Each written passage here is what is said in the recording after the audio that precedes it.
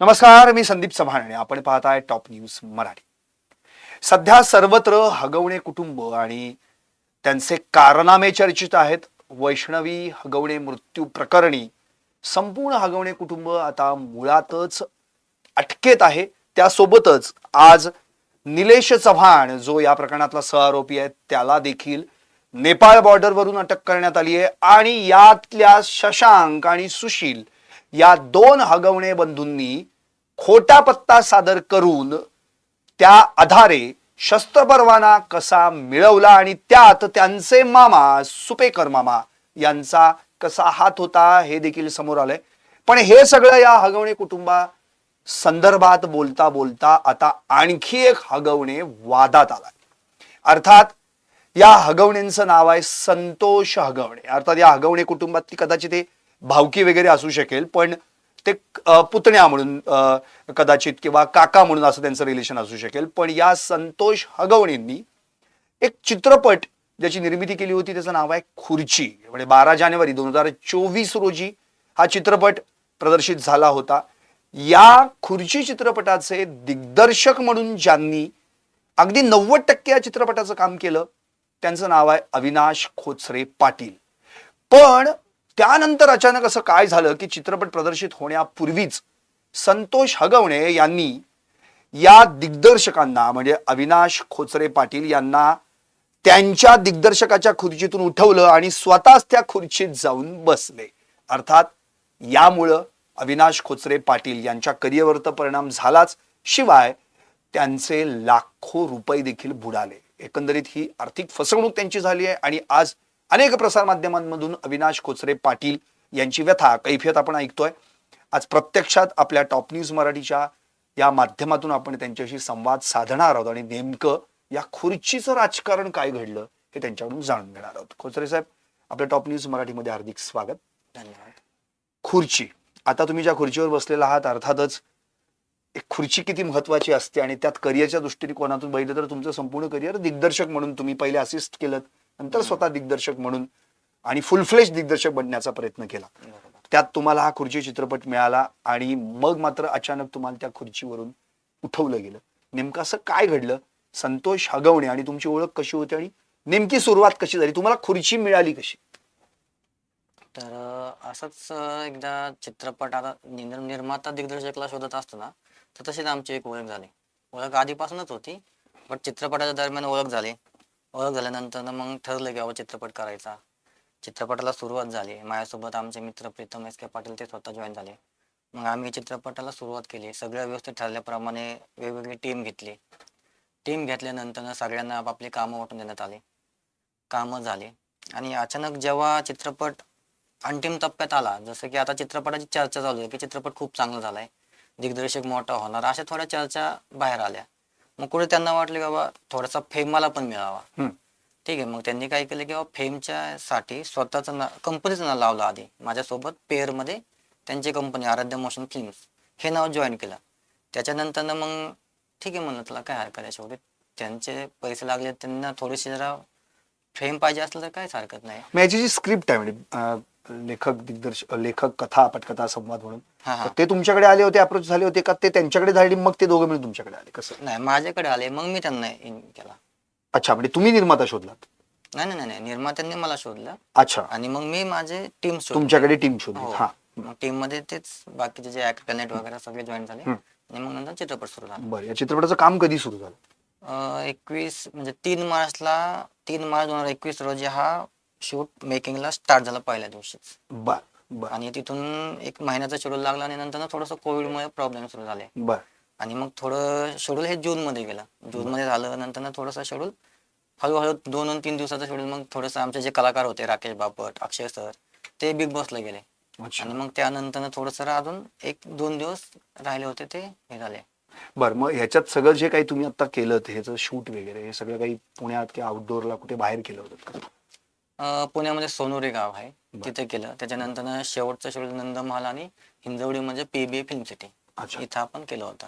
मग आता निर्माते म्हणून हे सगळं पैसे या चित्रपटासाठी लावले होते संतोष हगवणे यांनी? हा, यांनीच लावले होते. बरं, मग तशी तुमची काय डील झाली होती बाबा दिग्दर्शक म्हणून काय त्या कशी टायमिंगला तर मी काय पेमेंटचं वगैरे काही म्हणजे पहिला चित्रपट असल्यावर ते आपण शक्यतो पेमेंट पेक्षा नाव महत्वाचं मग असतं आपलं. तुमच्यावर त्यांनी हा विश्वास टाकला होता की तुम्ही दिग्दर्शक म्हणून हो म्हणजे आहात? चित्रपट पूर्ण केल्यानंतर चांगला चित्रपट झाला म्हणून सगळं चालू झालं. बर. चित्रपट जर कुठे हे झाला असता तर थोडेफार झाला असता, पण चित्रपट जो चांगला झाला त्याच्यानंतर ना की बाबा दिग्दर्शक सुटणार, खूप मोठ्या लेवलला चित्रपट जाणार, हं. चित्रपट मोठ्या लेवलला गेल्यानंतर एक फेम भेटणार, हं. त्या संदर्भात त्यांनी स्वतःच त्यांचं नाव लावलं कंपनीचं. हं. आणि मग मी त्यावरती काहीच आक्षेप घेतला नाही. बर. मग त्यांना वाटलं की हा शांतच बसतोय, मग त्यांनी ते नाव कट करून डायरेक्ट स्वतःचं नाव आणि हे फ्रंटलाच आणलं डायरेक्ट माझ्या पुढे. बर. मग मी त्यांना बोलायला गेलो तर त्यांनी मग तो इगो प्रॉब्लेम घेतला की बाबा, मग ते इगोच्या नावाखाली त्यांनी मग ते माझं डायरेक्ट अचानक एक दिवस असं झालं की ग्रुपला आहे ना एक पोस्ट आली ज्यात माझंच नाव नाहीये दिग्दर्शक म्हणून, त्यांचंच नाव फक्त. अच्छा. मग थोडीशी चर्चा झाली मार्केटमध्ये. मी सगळीकडे न्याय मागण्यासाठी गेलो काही काही ठिकाणी. हं. महामंडळामध्ये गेलो. हं. महामंडळामध्ये पण त्यांच्या झालं बोलणं की नाव वगैरे असं नाहीये तसं काय, म्हणजे ते त्यांनी शाश्वती दिली की बाबा तसं काय नाहीये, गैरसमज वगैरे असू शकतो. मग तिथं तसं झाल्यानंतर ना मग अचानक ग्रुपला पोस्ट पडते त्यात माझंच नाव नसल्यामुळे थोडंसं मग मी त्यांना विचारायला गेलो की बाबा सर असं पण असं तुम्ही का केलं. अग्रीमेंट तर आधी केलं असेलच ना एक? हा प्रोडक्शन हाऊसवर ते अग्रीमेंट केलं ना मग आपण. मध्ये अग्रीमेंट तर दिग्दर्शक म्हणून तुमचंच नाव होतं ना? हो, अग्रीमेंट मध्ये माझं नाव आहे, त्यांच्यासोबत साईन करण्याचा माझा फोटो आहे, आम्ही हातात घेऊन फोटो काढला आहे. बट त्यांनी जेव्हा ते तेव्हा ते तिथपर्यंत सगळं होतं, पण जेव्हा त्यांना त्यांचं नाव लावायची वेळ आली ना त्यानंतर त्यांनी त्यांचं नाव लावून माझं नाव कट केलं. माझं नाव कट करून मला डायरेक्ट ऑन द स्पॉट धमकी दिली. मग तुम्ही हे चित्रपट महामंडळाकडे तक्रार केली नाही काय संदर्भात? पहिला त्यांनी मला हे केलं की हे पुरावे कुठे दाखवले तर तुझा कार्यक्रम होईल, पहिलं वाक्य त्यांचं. हं. त्यानंतर आता थोडंसं जरा हिंमत हारलो होतो, पण तरी पण महामंडळामध्ये थोडीशी ओळख असल्यामुळे आपण ते म्हणजे ते पाऊल उचललं. हं. तिथे गेल्यानंतर ना तिथं देखील त्यांनी काय केलं की त्यांनी बोलले की सर हागवणेंचं असं म्हणणं आहे की आम्ही हा लवाद आम्हाला इथे नकोय, आम्ही कोर्टामध्ये मिटवतो. बर. आता महामंडळ पण समोरचं जर म्हणतो की मी कोर्टामध्ये जाईल, इथून आमचं रद्द करा, त्यांचेच झालं ते. मला तर ह्या बाबतीत काय नाही, मला फक्त सांगण्यात आलं की बाबा त्यांना इथं नकोय, तुम्ही कोर्टामध्ये जाऊ शकता. हं. हं. आणि मग त्यांनी महामंडळाने ना एक नोट दिली लिहून की बाबा तुम्ही न्यायासाठी कोर्ट किंवा अन्य कोणत्याही न्यायालयीन संस्थेकडे जाऊ शकता. हं. तेवढं केल्यानंतर ना 4 दिवसामध्ये लगेच चित्रपटाला सेन्सॉर मिळतो. बर. जे की महामंडळाचं काम होतं की बाबा चित्रपट वादात आहे तर कुठेतरी त्यांनी तो चित्रपट एनओसी थांबवावी आणि जोपर्यंत वाद मिटत नाही तोपर्यंत तो रिलीजिंग थांबवावा. बट त्यांनी ते पण नाही केलं आणि तो चित्रपट रिलीजिंगला येऊन टेकला. तोपर्यंत आमच्या कोर्टाच्या प्रोसेसला वेळ लागला.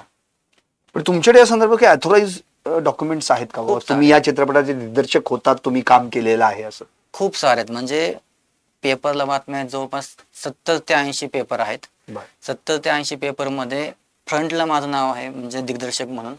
त्याच्यानंतर व्हिडिओ पुरावे आहेत, फोटोज आहेत, मेकिंगचे सगळे प्रेस कॉन्फरन्सचे फोटोज आहेत, मेकिंग करण्याचे फोटो आहेत. पण एवढं सगळं असणं देखील महामंडळामध्ये माझ्याच नावाने तक्रार येते की बाबा हा माणूस फ्रॉड आहे, इंडस्ट्रीमध्ये कार्यरत नसून तो माणूस खोट्या एडिटिंग करतोय पोस्टर आणि त्याच्यानंतर आम्हाला हा पैसे मागतोय, खंडणी मागतोय, ब्लॅकमेल करतोय, अशा प्रकारची एक नोट महामंडळामध्ये जाते माझ्या विरोधामध्ये आणि याचा सभासदत्व रद्द करा. प्लस हा पोरींसोबत टाइमपास करतो, पोरींना वेगवेगळ्या चित्रपटाच्या नावाखाली XYZ बोलतो, हे ते असे बरेच की जे म्हणजे बोलायला सुद्धा हे होत नाही, तशा प्रकारचे त्यांनी पॉईंट माझ्या नावाने टाकले आणि माझं सभासदत्व चित्रपट महामंडळामधून रद्द करावे अशी त्यांनी मागणी केलेली आहे. मग काय झालं, ते रद्द झालंय पुढे का कसं काय? नाही, रद्द नाही झाला. महामंडळ स्वतः बरखास्त आहे आता, त्यामुळे ते कुठल्या देशाला घेऊ शकत नाही. पण कदाचित यांचे आणि त्यांचे काय कॉन्टॅक्ट आहेत जेणेकरून त्यांनी मला सपोर्ट नाही केला, चित्रपट महामंडळाने मला सपोर्ट करायला पाहिजे होता, हे माझं होतं की बाबा, कारण त्यांच्यासमोर सगळ्या चित्रपटाची सुरुवात झाली. हा मुद्दा जवळपास पुण्यातील टोटल सर्वांना माहिती आहे की बाबा ह्या चित्रपटात दिग्दर्शक मी आहे. पण हे सगळेच्या सगळे शांत आहेत, कोणीही माझ्या मदतीला येत नाहीये, कारण त्याच्यावर पोस्टरवरती काही नावं ऍड झाली नंतर ना, ते नाव बघून सगळ्यांना थोडक्यात घाबरले. बट आता जर मी आलोय पुढे तर कदाचित ते सपोर्टिंगला उभा येऊ पण शकत. तुम्ही आता 1 वर्षानं हे प्रकरण असं एवढं उजेड आणण्यामागचं कारण काय होतं? 1 वर्ष कुठं होतं, आता कोर्टामध्ये जस्ट मला वाटतं मागच्याच महिन्यामध्ये 11 तारखेलाच 21 तारखेला पिक्चर तर 2024 ला रिलीजच झाला होता. हा, पण कोर्टामध्ये आता 21च्या आधी कोर्टात केस टाकली. आता आमचे वकील बोलले की बाबा कोर्टात केस चालू आहे, आपण बाहेर काहीच करायला नको. मग त्यामुळे मी पण काय एवढा विषय नाही घातला. पण कोर्टामध्ये त्यांनी जे डॉक्युमेंट सादर केले होते तर मे बी तेच डॉक्युमेंट जरी आपण पुढे आणले तर एक कुठेतरी न्याय भेटेल मला असं अपेक्षा होती. पण कोर्ट पण माझ्या बाजूने काही हे देईना. कारण ते कुठेतरी ते म्हणते की त्यांचा नुकसान जास्त आहे चित्रपटाचं, माझं नुकसान नाही त्यांना म्हणजे दिसत. माझे एवढे 4 वर्ष गेले. त्या ॲग्रीमेंट मध्ये एक मुद्दा होता की चित्रपट रिलीज होईपर्यंत मी कुठला चित्रपट करू शकत नाही. बर, आणि त्यामुळे तुम्ही केला नाही. त्यामुळे 3 वर्ष मला दुसरा चित्रपट करता नाही आला. त्याच्यामध्ये म्हणजे अडकूनच होतो मी. आणि हा वाद होता. मग एवढे 3-4 वर्ष कशी काय लागली एका चित्रपटाला? आजकाल तर एवढी वर्ष लागत नाहीत ना. त्यांचा दरवेळेस पैशाचा प्रॉब्लेम व्हायचा. कधी कधी तर मी स्वतः माझ्या मित्रांकडून पैसे घेऊन पिक्चर मग दिलेले. या दरम्यान तुम्हाला काही पैसे, एक ठराविक रक्कम काहीतरी ठरलेली असेल ना, ती काही मिळाली का? किंवा चित्रपट उलट रिलीज झाल्यानंतर रक्कमचं सोडा, मग मी जे पैसे दिले होते ते पैसे मला भेटलेले नाहीत. इव्हन मी माझ्या घरातनं काही सोनं सुद्धा दिलं होतं. साधारण तुम्ही किती पैसे त्यामध्ये टाकले? 6.5 लाख रुपये. आणि त्यांनी आतापर्यंत तुम्हाला किती दिलेले आहेत? त्यांनी माझे पैसे नाही दिलेले मला अजून. त्यांनी फक्त काही लोकांचे घेतलेत ना, त्यांच्यातलेच काहीतरी 52,000 का 42,000, म्हणजे आता तो जुनही झालं, पण तेवढे पैसे राहिलेले आहेत. तर ते मी पर्सनली माझ्या घरनं दिले मी त्यांना. आणि आता साधारण तुम्हाला किती रुपयांची फसवणूक झाली असं वाटतं तुम्हाला? बघा ना, आता 3 वर्ष तर माझे येतच गेले. आणि त्याच्यानंतर माझं नाव नसल्यामुळे माझ्या हातातले पुढचे प्रोजेक्ट मला परत शून्यातनं स्टार्ट करावं लागलं ना. आता कुठं मला विषय खोल नावाचा एक मूवी भेटला, तर आता त्याचं काम चालू झालंय माझं. म्हणजे आतापर्यंत मी दुसऱ्या चित्रपटाला सांगायला गेलो की बाबा हा चित्रपट आहे आणि ह्या चित्रपटाची कोर्टात केस आहे, तर प्रोड्युसर मला डायरेक्ट म्हणतो की नाही बाबा, तू तर निर्मात्यांवरती केस टाकतो. म्हणजे हा विषयच खोल आहे तसं बघितलं तर. पण मला असं म्हणायचं आहे, एकतर आणखी एक महत्वाचा मुद्दा, की जेव्हा कुठलीही आपण एखाद्या ठिकाणी दिग्दर्शक असेल किंवा लेखक असतील, रायटर आपण ज्याला म्हणतो, तर ते साहजिकच पहिले अग्रीमेंट करतात, एक ठराविक रक्कम ठरली जाते किंवा चित्रपट रिलीज झाल्यानंतर जे काही पैसे मिळतात त्यातली काही ठराविक टक्केवारी पण तुम्हाला मिळत असते. तर असं काही ठरलं का नाही? टक्केवारी ठरली होती. त्यांचं म्हणणं होतं 12%, 15% देतो मी तुला. म्हणजे जवळपास Starting ला 15 नको लाख देऊ. झाले ते. हा, 15 लाख म्हणजे चित्रपटाला 2 करोडची मागणीच होती त्या टायमिंगला. बरोबर. बट त्यांनी ती मागणी न करता त्यांना वाटले की आता हा चित्रपट फुल मोठ्या लेवलला जाऊ शकतो, हा, तर त्यांनी तो स्वतःच रिलीज केला. अच्छा. आणि मग त्यांनी स्वतः रिलीज केला आणि म्हणल्यानंतर त्यांना आता किती प्रॉफिट झाला ते त्यांनाच माहिती आहे. बट झालं असणार भरपूर पण सारखं. तुम्हाला काय वाटतं, चित्रपट पुढे चाललाय नाही चाललाय, एकंदरीत काय वाटतं त्याबद्दल? काही रिझल्ट तुमच्याकडे आलाच असेल, तुम्ही त्या फिल्म इंडस्ट्रीमध्येच आहात. शक्यतो नाहीच चाललं मला असं वाटतंय चित्रपट. कारण रिव्ह्यू बॅड आले. रिव्ह्यू मध्ये स्वतः लोकांनी जे पाहिलं तेच बोललेत. कारण काही काही जे असतात ना नेटवरती युट्यूबला हे बनवतात, त्यात एकाने तर डायरेक्ट तो व्हिडिओच बनवलाय की फ्रॉड, म्हणजे थोडक्यात ह्या दिग्दर्शकाचं नाव करून स्वतःचं नाव लावलं, स्वतःचा तळताट लागला म्हणून चित्रपट नाही चालला. ही त्याची टॅगलाईनच आहे. अच्छा. बर, आता मग यानंतर म्हणजे साधारण आता चित्रपट रिलीज झाल्यानंतर जवळपास आता 1 वर्षहून थोडस, एक 1.5 वर्ष झालं असं आपण गृहीत धरूयात. तर या 1.5 वर्षामध्ये कधी संतोष अगवणेजींनी तुमची गाठ पडली का? नाही, कधीच नाही. कधी त्यांच्याकडे गेलाय तुम्ही? त्यांनी कधी या 1.5 वर्षात तुम्हाला धमकावलंय? नाही, काय नाही, काय नाही. म्हणजे आता ते तिकडे तुम्हाला आता या 1.5 वर्षात त्यांनी काही गाठ म्हणजे ते कोर्टात समोर असतात ना माझ्या. केस चालू आहे त्या तारखेला केस येतात? चालू आहे, येतात असे एकदम त्यांच्या रुबाबामध्ये समोरून जातात, जसं की आपण त्यांच्या समोर काहीच नाहीये. तर त्यांचा रुबाब असतो, येताना पण त्यांची गँग येते मोठीच्या मोठी. पण ठीक आहे, चालू आहे कोर्टामध्ये केस आपली. त्यामुळे आपण पण म्हणतोय कायदेविश्वास आहे, कायदेविश्वास आहे, पण कायदा सुद्धा कधी कधी चुकीचा असू शकतो. मग आता नेमका तुमचा स्टँड काय? म्हणजे एकंदरीत जसं आता तुम्ही बऱ्याच प्रसारमाध्यमांना मुलाखती दिल्यात, काही पत्रकार परिषद घेऊन तुम्ही याचा काही खुलासा करणार आहात का? का मागणी करणार? नाही, मला काहीच आयडिया नाही. म्हणजे जस्ट ह्या सगळ्या गोष्टी आज एवढ्या अचानक घडल्या की सगळेच प्रश्नावर प्रश्न आले माझ्या समोर. त्यामुळे मी सुद्धा अजून कन्फ्युज आहे की सकाळपासून म्हणजे हे चालू आहे नाही का. कारण की तुम्ही ह्या 1.5 वर्षांमध्ये त्याची पत्रकार परिषद जर घेतली असती तर कदाचित 1.5 वर्षापूर्वीच हे प्रकरण लोकांपर्यंत गेला. त्यांचे कॉन्टॅक्ट जास्त आहे, कारण त्यांनी ज्या प्रकारची मला धमकी दिली आहे किंवा त्यांच्या गाडीमध्ये त्यांची ती पिस्तल वगैरे असायची, मग कुठंतरी मी त्यांनी मला स्वतः दाखवली आहे. आणि त्या सगळ्या गोष्टीला थोडंसं मी घाबरूनच होतो. जसं की आता अविनाश जाधव सर भेटले मला, त्यांनी जी हिंमत दिली, मग कुठेतरी ते एक हिंमत असते की बाबा चला आता आपण बिनधास्त बोलू शकतो.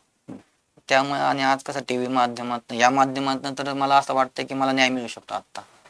तुमचे एक मध्ये मित्र म्हणजे रवींद्र जाधव म्हणून जे तुमच्या अर्थात कलाकार पण आहेत आणि सेटवर तुमची ओळख झाली, तर ते त्यांनाही माझ्यासोबत काही त्रास झाला, धमकावला असं काही म्हणताय? ते माझ्यासोबत कंटिन्यू, म्हणजे एक प्रकारे सपोर्ट सिस्टम म्हणू शकतो की कंटिन्यू माझ्यासोबत जिथं जाईल तिथं ते आहेत सपोर्टिंगला.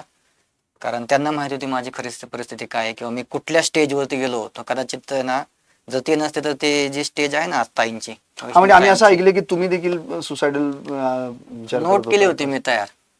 ते नोट अजून पण आहे माझ्याकडे आणि मी रवींद्र जाधवना देऊन ठेवले होते. तर मला बायचान्स झालं काहीच, पण तो माणूस असा होता की रात्री 3 वाजता घरी आला आणि मग तिथून आम्ही मग एक सगळी टीम एकत्र आलो. मग कुठेतरी खचून जाऊ नका, आपण सोबत आहोत, असं करत करत करत करत मग म्हणजे त्यांनी डिप्रेशन मधून तुम्हाला बाहेर बाहेर काढलं आणि काढलं. नवजीवन त्यांच्यामुळेच तुम्हाला मिळालं असं बरोबर. म्हणता येईल. हम्म. आणि बर मेन म्हणजे त्या माणसाला सुद्धा आहे ना कॉल आला रात्री 11 वाजता की बाबा तू त्या माणसाला सपोर्ट करतोय, तुला माहिती आहे का माझे मामा कोण आहेत ATS मध्ये, तुम्हाला कॉल केलाय, तुम्हाला मग धमकी कोण आहेत दिली. मामा याची चौकशी केली का? कोण आहे ATS मध्ये? हा, बापू जांभळे काहीतरी नाव आहे त्यांचं, जे की बर मी पण विसरलो होतो. मी आतापर्यंत वेगवेगळी नावं घेतली, पण त्यांचं खरं नाव मला आता कळलं की त्यांचं नाव बापू जांभळे होतं. बर आणि ते ATS मध्ये आहेत, भरपूर त्यांचं नाव आहे. त्या नावाने ते माझ्या म्हणजे रवींद्र जाधव यांना पण ते बोललेत त्याच्यामध्ये किंवा माझा मामा माहिती का तुला कोण आहे वगैरे वगैरे. त्यावर रवींद्र जाधव पण त्यांना बोललेत की बाबा मामा जरी असतील तर ते कायद्याच्या चव्हाट्यातच काम करत असतील, कायद्याच्या बाहेर जाऊन काम करत नसतील वगैरे आता ही केस नेमकी कुठे चालू आहे? वगैरे. शिवाजीनगर कोर्टामध्ये. अच्छा, मग आता तारखा कशा म्हणजे आता काय पुढची तारीख काय कधी काय असं? 21 तारीख आहे, पुढचं जुलै 21. अच्छा, बर. एकंदरीत याचा आता याच्यात पण तुम्हाला आता खर्च होतोय, पैसे पण तुम्हाला आता खूप आता झाले, खूप तारखा बोलल्या म्हणजे ते जाणार. कोर्टाचा वेगळा खर्च आला, फॅमिली आहे, फॅमिलीचं वेगळं हे असतं. मग त्या सगळ्या हे करत करत करत करत आतापर्यंत इथपर्यंत केस आले. पण त्या केसमध्ये सुद्धा जजमेंट आमच्या बाजूने कुठंच आहे ना. बरं, याच्या आधी तुम्ही एक डायरेक्टर म्हणून किंवा असिस्ट म्हणून तुम्ही खिचिक असिस्ट असेल म्हणून किंवा खिचिक, हा डॉक्टर डिस्कॅव ते काय हा डॉक्टर वगैरे केलं, हम्म. पण मग त्या अनुभवाच्या जोरावर तुम्हाला संतोष हगवणे यांनी या चित्रपटासाठी निवडलं होतं? बरोबर. अच्छा, म्हणजे त्यावेळी तुमचं रिलेशन? नाही, अनुभव पण नाही म्हणू शकत. ज्यावेळेस त्यांना मी वेगवेगळ्या दिग्दर्शकांना भेटवलं, तर त्यावेळेस ते ज्यावेळेस भेटायचे त्यावेळेस त्यांना असं वाटायचं की बाबा ह्यांच्यापेक्षा हा बेटर आहे. बर म्हणजे बर काम माझ्याकडे टॅलेंट त्यांनी पाहिला होता. बर. तो टॅलेंट पाहूनच त्यांनी मला काम दिलं, की असं नाही की बाबा चला हा ये तू कर डिरेक्शन. हम्म. त्यांनी बघितलं, ते काम केलं. इव्हन आत्ता जस्ट त्यांना म्हणजे काही कल्पना असतील किंवा नसतील माहित नाही. जर तुम्ही खुर्चीची पहिली कॅलिग्राफी बघितली आणि आत्ताची कॅलिग्राफी बघितली, तर पहिल्या कॅलिग्राफीला आणि आत्ताच्या कॅलिग्राफीला मी कॅलिग्राफीवरूनच सांगू शकतो की इथं की बाबा काय चुकीचं घडलं. कारण कॅलिग्राफीमध्ये एक असतं ना राजकारणी चित्रपट, तर तुम्ही ती खुर्चीची जी पहिली कॅलिग्राफी आहे त्यात बघताल, तर त्या कॅलिग्राफीमध्ये गुलाल दाखवलाय मी. ब्लडचे जो वार असतो, पाठीतला वार, म्हणजे राजकारण म्हणलं की सगळ्या गोष्टी आला, बरोबर. गोल्डन कलर आला. तर त्या कॅलिग्राफीला मी त्या प्रकारे रंगवला होता. बट आता एक दिग्दर्शक आहे, तो प्रत्येक गोष्ट सांगू शकत नाही. आपल्या कामाचं काही असं नाही की बाबा हा मी हे केलंय, मी ते केलंय. मी आज पहिल्यांदा हे बोलतोय की बाबा त्या कॅलिग्राफी बनवण्यामागं माझा काय हेतू होता. आणि तुम्ही त्या कॅलिग्राफीला नंतर न का तर तुम्हाला ती कॅलिग्राफी म्हणजे माझ्या काही गोष्टी चेंज करायच्या होत्या, तर तुम्ही ती कॅलिग्राफीची वाटोळ करून टाकलं. ते दुसरी कॅलिग्राफी केली, ते त्या राजकारणाच्या कॅलिग्राफीला कुठपर्यंत मॅच होते ते तुम्ही स्वतः त्या ह्याच्यावरती पाहू शकता. अच्छा, बरं. अगदी आता मी शेवटाकडे येतो. मुळात एकंदरीत संतोष हगवणे यांनी तुमची आर्थिक फसवणूक केली, लाखो रुपयेचं तुमचं नुकसान झालं, करिअर पण थोडंसं मागे पडलं, आता कोर्टाच्या केसेस चालू आहेत, या सगळ्या गोष्टी आहेत. अर्थात रवींद्र जाधव सारखे मित्र तुम्हाला लाभले म्हणून तुम्ही डिप्रेशनमधनं पण बाहेर पडले आहात. तर भविष्यात हा विषय आता कोर्ट आणि केस या संदर्भात तर चालू राहील, तिथून तो न्याय मिळेल, तो पुढची सगळी प्रक्रिया. अर्थात कायद्यावर आणि आपल्या न्यायव्यवस्थेवर आपण विश्वास ठेवतो आणि आपण लोकशाही जपणारी माणसं, लोकशाही मानणारी माणसं. मला असं म्हणायचं आता पुढचं करिअर काय, म्हणजे हेच डिप्रेशन घेऊन पुढे चालणार आहात का भविष्यात आणखी नाही उभारी घेण्यासाठी पुढे आता विषय खोलमध्ये खोल उतरणार आहात कसं? नाही, विषय खोलला मी माझं पूर्ण 100%, कारण हा शेवटी माझा कमबॅक आहे. परत शून्यातनं स्टार्ट करतोय, पण यावेळेस मी मोठी झेप घेतली. अगदी आता माझा शेवटचाच प्रश्न, फक्त तुमचं जेव्हा लोकेशन्स वेगवेगळ्या ठिकाणी तुम्ही जात होतात खुर्ची चित्रपटाच्या निमित्तानं, अनेक कलाकार, डीओपीज असतील, स्पॉट बॉय असतील, खूप मोठमोठी माणसं त्यावेळी येतात. बरेच लोकांची नाव. तर या सगळ्यांशी तुमचं रिलेशन कसं होतं, त्यांचं तुमच्याशी relation आता बघा, जसं की पहिले एक्झिक्युटिव्ह प्रोड्युसर होते, प्रोडक्शन मॅनेजर होते, जसे की पार्ट पेअर मध्ये होते, किंवा XYZ बरेचसे अजून काही लोक, त्यांचीच नावं कट केली डायरेक्ट. का तर ते माझ्या बाजूने उभे राहतील. आता विषय असा आहे की जर मी म्हणलं की हा चला एक्झिक्युटिव्ह प्रोड्युसर होते, त्यांचं नाव असं असं आहे, ते माझ्यासाठी कोर्टामध्ये येऊन बोलू शकतात, बट त्यांचंच नाव नाही म्हणल्यानंतर ते काय माझ्यासाठी बोलणार. त्यांनी त्यांची माणसं उभा केली तिथं दोन. म्हणजे तुमच्यासारख्या इतरांना देखील याचा फटका हा, बसलेला आहे. खूप आहेत काय, काही लोक बोलत नाहीयेत. आणि आज कदाचित मी बोलायला चालू केल्यानंतर काही लोक बोलतील पण, आणि जर काही बोलणारच नसतील तर त्यांचा काही उपयोगच नाहीये. आज हा ज्या भेटलेला आहे की बाबा एक माणूस आहे जो इतरांना फसवतोय, जर कुठंतरी त्या गोष्टींना जर आज थांबवलं तर कदाचित एखाद्याची होणारी फसवणूक थांबेल. त्यामुळं कुठंतरी आज मी फ्रंटला येऊन की बाबा माझ्यासोबत जे झालं ते इतरांसोबत होऊ नये. अच्छा, नक्कीच. अर्थात संतोष हगवणे जे खुर्ची या चित्रपटाचे निर्माते आणि त्यांनी अचानकपणे आधी ज्या खुर्चीत दिग्दर्शक म्हणून ज्यांना बसवलं त्यांनाच त्या खुर्चीतून त्यांनी उठवलं. इतकंच नव्हे तर नंतर त्यांना त्यांचे जे पैसे होते ते देखील त्यांना दिले नाहीत. त्यामुळे एक आर्थिक फसवणूक या ठिकाणी अविनाश खोचरे या नवदिग्दर्शकाची झालेली आहे. अर्थात या आधी देखील त्यांनी असिस्ट अनेक चित्रपटांना केलंय, पण आता भविष्यात त्यांच्या याच खुर्चीवरून न्यायाची लढाई सुरू आहे आणि निश्चितच आपला या सगळ्या व्यवस्थेवर विश्वास आहे, न्याय व्यवस्थेवर विश्वास आहे. त्यांनी देखील न्याय व्यवस्थेवर विश्वास ठेवलेला आहे आणि भविष्यात त्यांना कदाचित या सगळ्या संदर्भातली जी काही लढाई आहे ती लढाई लढता लढता न्याय देखील मिळेल. पण महत्वाचा मुद्दा हाच आहे की असे जे नवीन दिग्दर्शक जे भविष्यात उभारी घेण्यासाठी येतात, एखाद्यावर विश्वास ठेवतात, आपलं पहिलाच चित्रपट आहे, फुलफ्लेश चित्रपट आहे म्हणून निर्मात्यांवर देखील तितकाच विश्वास ठेवतात, तर भविष्यात खरं म्हणजे एवढीच इच्छा आहे की अशा दिग्दर्शकांची जी आपली भूमिका आहे ती समजून घ्यायला पाहिजे. त्यांना डिप्रेस करू नये. भविष्यात त्यांना देखील त्यांच्या ज्या काही जाणीवा आहेत त्या पडद्यावर प्रत्यक्षात उतरवण्यासाठी त्यांची जी कला आहे ती त्यांना सादर करता यावी यासाठी तुम्ही खरं म्हणजे पाठबळ द्यायला पाहिजे. चित्रपट महामंडळाने देखील या संदर्भामध्ये अविनाश खोचरे पाटील यांचा विचार करावा आणि त्यांना न्याय मिळेल यासाठी प्रयत्न करावा. पाहत राहा टॉप न्यूज मराठी, आपला महाराष्ट्र आपली बात.